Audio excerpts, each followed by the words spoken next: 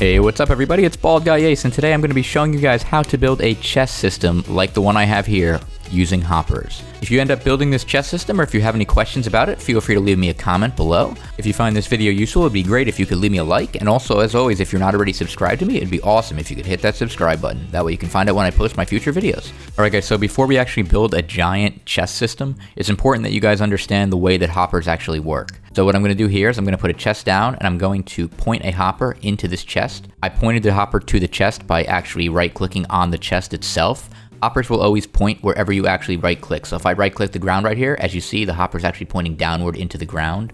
But if I right-click the chest while holding shift, the hopper will actually point toward the chest.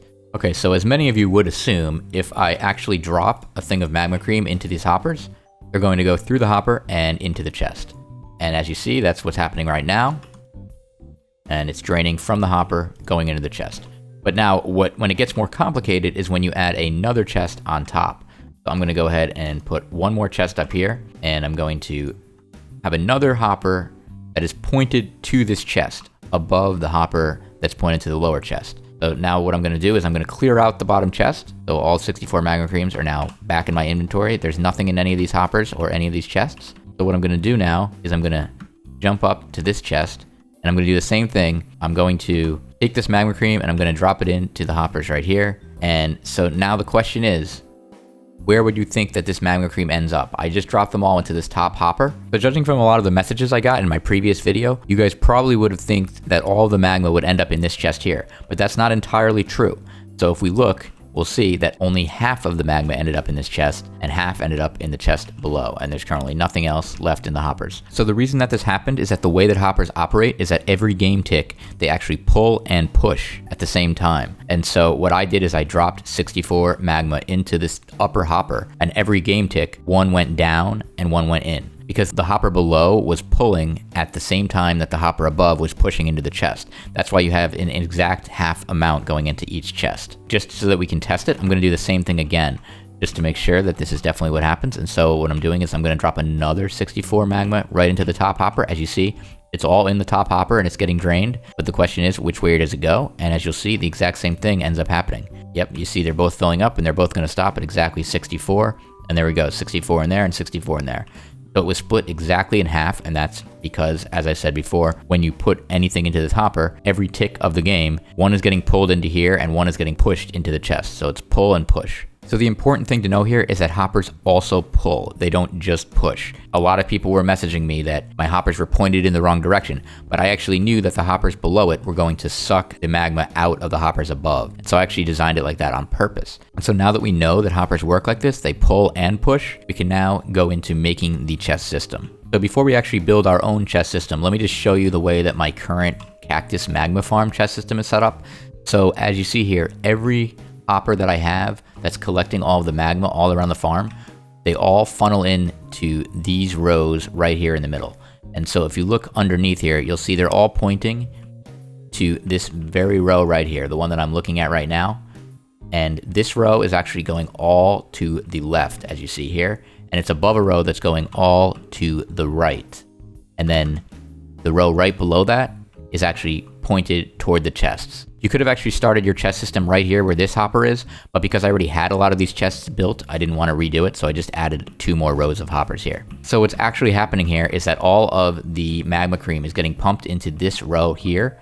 So if none of these rows are full, what will happen is the hopper right below it will pull one magma cream out, and one magma cream will also get pushed more to the left. This will keep happening. Then the row below it will have the magma cream pulled out to the hopper below that, but it will also push one to the right. Now, a lot of you guys pointed out that this hopper here is pointed out into the air. So technically, although that'll slow the speed down a tiny bit, it doesn't actually matter as far as losing magma cream, because what's happening is the magma gets here, it sees that it can't actually push, and so everything gets pulled down below it. Nothing is actually getting stuck here. And the same thing is true down here. This one's pointing into the wall, but it actually is going to get pulled down. As you see, it's actually full, but that's because all of these are full. So basically, this chest system is designed so that all the magma cream will fill up every column. And so you don't end up with one column full and then you're losing magma cream because that's full.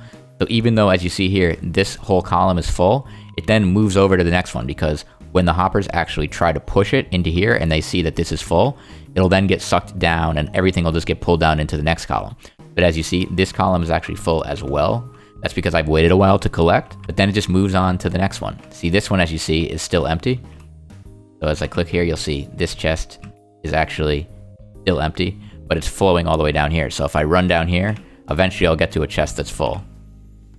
Yeah, there we go, see? So it's actually everything that would have went into these two columns, because these two columns are full, are now going into this row.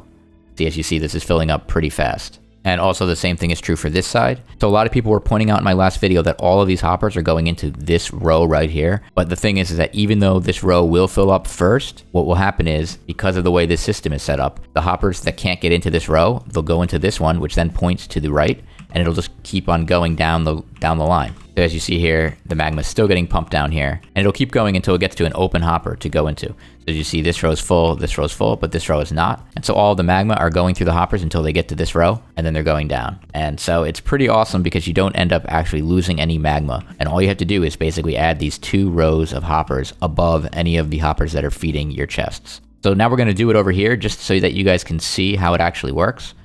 So I'm going to go to this old area where I used to have a chest system here, but we're going to actually rebuild it from scratch. So this last row of hoppers here is facing downward, and all these other hoppers are actually pointed toward this last row. So this is the row that we want to focus on.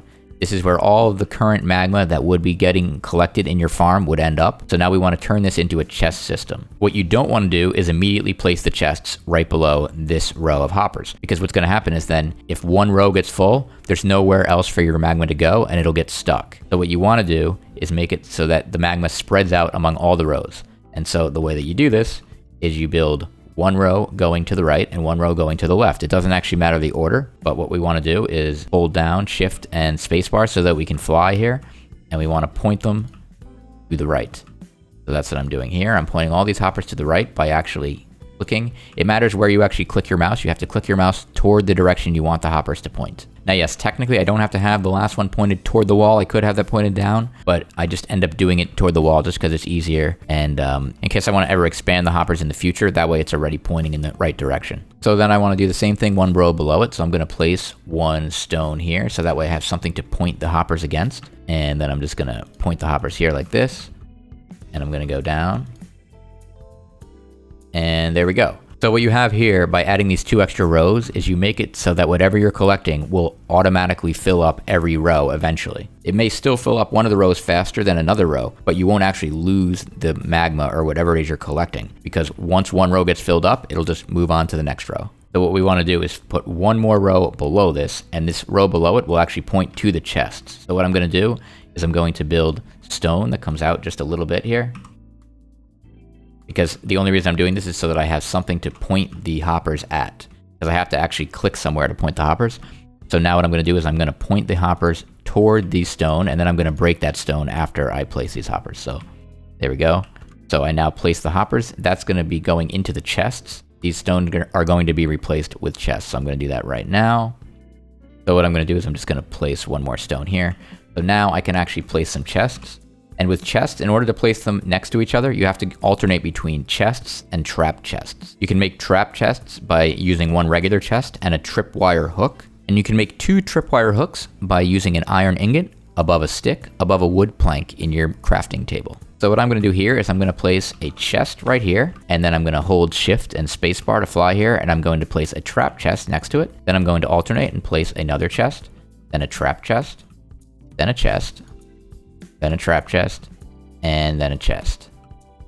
And then over here I'm going to squeeze in a trap chest. And actually I'm going to get rid of the stone here because I don't need this here. Alright, so now you have the start of your massive chest system. So now everything that you collect will go into these chests. So from here you can continue to expand your chest system and make it super massive if you want to, the way that I have over here. The very first chest in my chest system, I usually leave both spaces available for hoppers, so I'll actually make the next set of chests right here next to it like this, even though this is actually leaving more space than I need. The reason for this is that if you look over here, if I have a hopper here pointed toward the chest, I can then actually make the chest system go out this direction as well, out over here. So after you build another row, you can simply connect that by placing hoppers right underneath the chests here like this. This will continue the chest system, so that it'll continue and then it'll actually end in this row of chests right here. For any additional chests that you add onto your chest system, you can actually make it more compact. What you can do is you can actually build the stone down here like this. And for the next set of chests, you can start it actually here, which is one block right below the chest that you placed above it. So see what I did here? I just built this chest row right below 1/2 of the chests that are above it. And I can still have room to build the hoppers below it, but it saves one bit of space. So see, I'm going to place the hoppers here. There's still room to pull out the items from the chest above, but it saves a block of walking space. Now, the reason I didn't do this over here for this first set of chests is because this allows you to actually build a whole nother row of chests going down diagonally this side, on the left side as well. Now you have room to place hoppers on here that are pointed down to another section of chests. And so that's the basics of how to make a chest system, guys. You have the initial row of hoppers that get all the items pushed into them, and then below that you have one row going all the way to the right, then you have one row going all the way to the left, and then below that you have the row that pushes all the items into the chests. And once they're in the chests, they just funnel downward into as many chests as you have in the system. Alright guys, so hopefully now you all understand how to build a chest system in Hypixel Skyblock. If you guys enjoyed the video, it'd be great if you could leave me a like, and as always, if you're not already subscribed to me, it'd be great if you could hit that subscribe button. That way you can find out when I post my future videos. Also, if you have any questions, feel free to leave them in the comments below. Thanks a lot for watching, guys, and until my next video, I'm Bald Guy Ace, reminding you to embrace the baldness.